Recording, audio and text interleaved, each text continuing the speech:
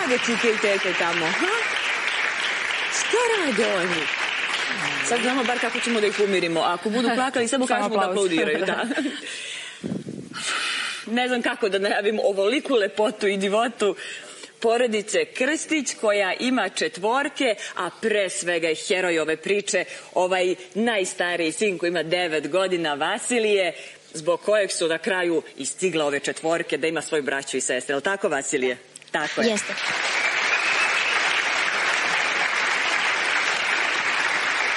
Hajde prvo da vidimo prilog i vraćamo se brzom brzinom ovde u studio.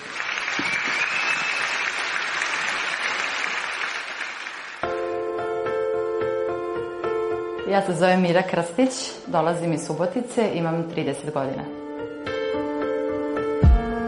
Moj suprug i ja imamo sina od 9 godina, Vasilija, i imamo 4 koje uskoro pune godinu dana.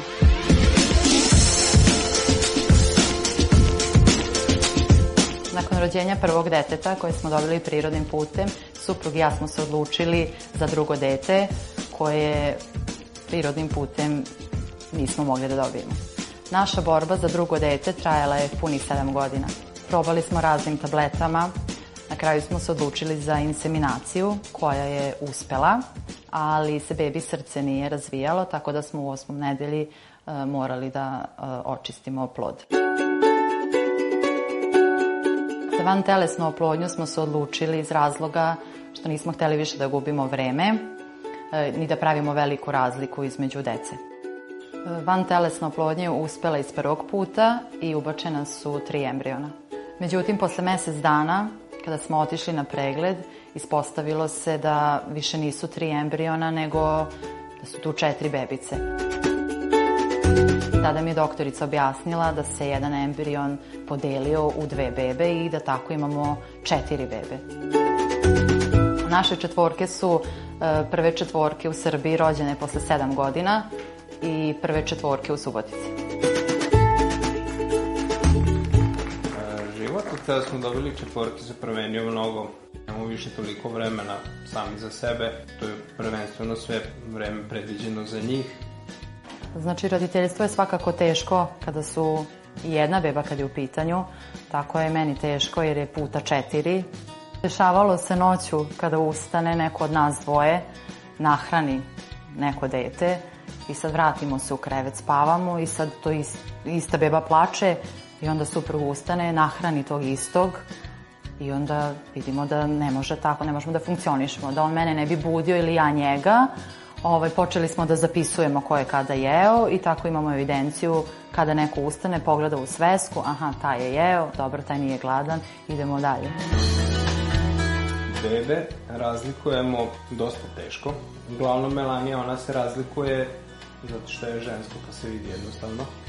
Dimitrija, on ima hemangion i drugačije odnosu na jednojajčane blizance. Jednojajčani blizanci, kada su jedan pored drugog, onda možemo da znamo ko je ko, zato što nijanse su u pitanju, ali na prvi pogled, kada pogledamo bilo koju od njih, onda je na trenutak Božidar zatario. Nikada se nismo pokajali što smo se odlučili na ovaj korak i što smo dobili toliko, to jest što imamo toliko dece.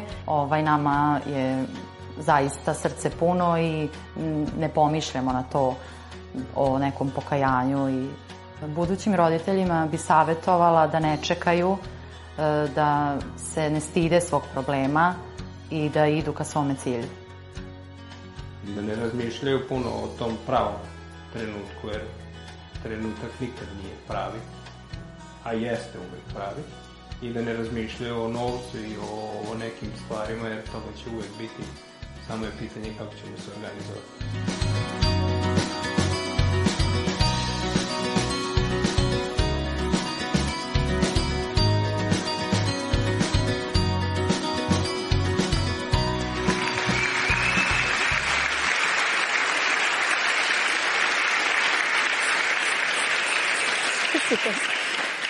Kome sada srce nije veliko, ja ne znam. Retko se desi da od ovolike sreće vam krenu u suze i da ja ne znam kako se vi osjećate kada... Bravo, bebo! Ostavili ste me stvari bez tehnika potpuno. Vasilije Daso veliki. Ja moram, izvinite, da krenem od heroja ove priče, a to je sin najstariji koji ima 9 godina, je li tako, Vasilije? Da. Koji si sad razred? Treći. Jesi li ti najponosniji bata na svetu? Jesam. Jesi li ti bio taj koji je stalno kukao mami i tati da hoćeš brata ili sestru? Jesam. Od uvek, jel da? Da. Da. I kako sada, pošto si do nedavno bio samo ti, sve bilo samo za tebe, kako se sad osjećaš kad moraju malo i oko bebica da idu? Pa, malo drugačije. Malo drugačije. A je li ti pomažeš mami? Previše. Previše. Za njega previše. Da. Sad da pitamo mamu Miru, kako je to, mislim, čuli smo mali deo samo svega, kada si odlučila na kraju na vantelesnu oplodnju, to je bilo kod doktorke Crnogorac, je li tako? Jeste. U klinici Genezis, i rekla si, 3 embriona su mi vratili, ali 4 bebe. Kako si se osjećala? Mislim, je li bilo uopšte moguće da se tako nešto desi? Pa pre svega nisam ja verovala. Mi smo krenuli na more i u trenutku sam ja prokrvarila, pa smo morali da se vratimo i ja sam mislila da to nešto krenulo po zlu. Međutim, kada smo došli na ultrazvuk, kaže doktorica, sve 4 bebe su vam u redu, tu su. I sad ja i suprug, kako mislite 4, ja imam 3.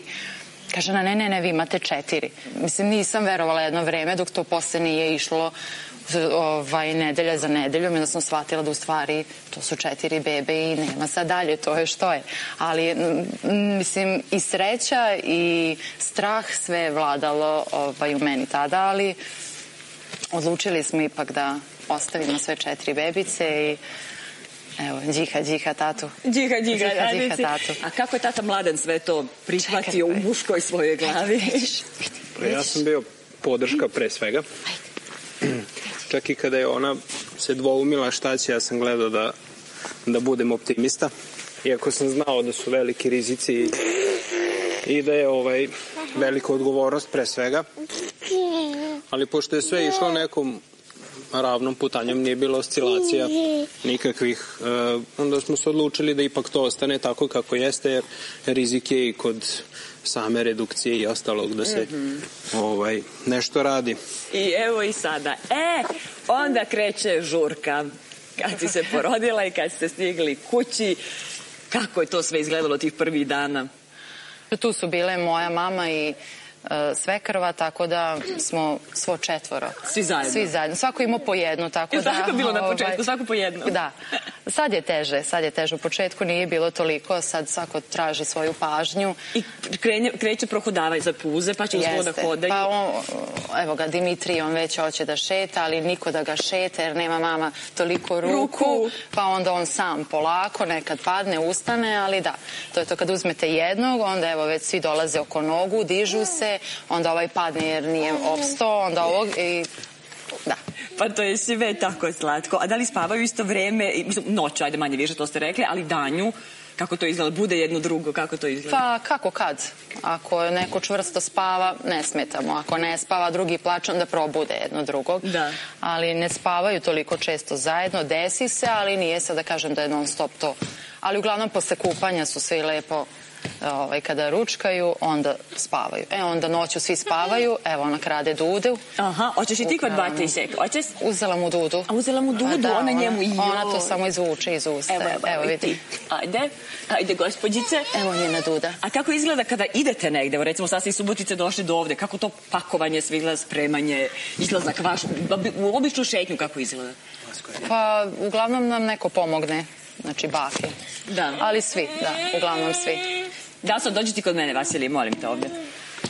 Da mi kažeš, ko je kakav od njih? Ko je najviše vragolan, ko je najmirniji? Vragolan, to se zna. To se zna? To mi znamo, ali ne znaju drugi. Pa... Ko tate je vragolan? Sad se zna. Sad se zna. Ona je najmirnija. Sve odgovara. Sve odgovara? Da. Ovi su mirni. Mirni? Manje više, jesu, jel? Da. Znači, on je najaktivniji, vidim ja da je on najaktivniji. Šta će on biti u fudbalskom timu onda? Kapiten. Kapiten. A šta ćeš ti biti kad porasteš? Šta bi voleo da budeš kad porasteš? Za sad si fudbaler. Fudbaler. Pa ti si jedan pre svega mnogo sladak dečko i vidim najbolji bata na svetu. Blago njima kad imaju tebe. Evo, znaš? E pa, vidi Vasilije, hvala ti što si sve ovo ti upriličio, zato što da nije bilo tebe, kao što sam rekla na početku, ne bi bilo ni ovih tvojih braća i sestara, je li tako? Tako, nije valje, nego je tako. Tako je. Vama hvala što ste zapucali, stigli čak i Subotice ovde kod nas. Ja vas molim da kad malo porastu, kada ovako stasaju, kada vam bude lakše, da nam dođete ponovo pa da ih tako pratimo i da gledamo ovu divnu porodicu koja, verujem, može zaista biti uzor mnogima, a vi imate najveće zadatke ovoga sveta. Hvala vam na pozivu, naravno doći ćemo.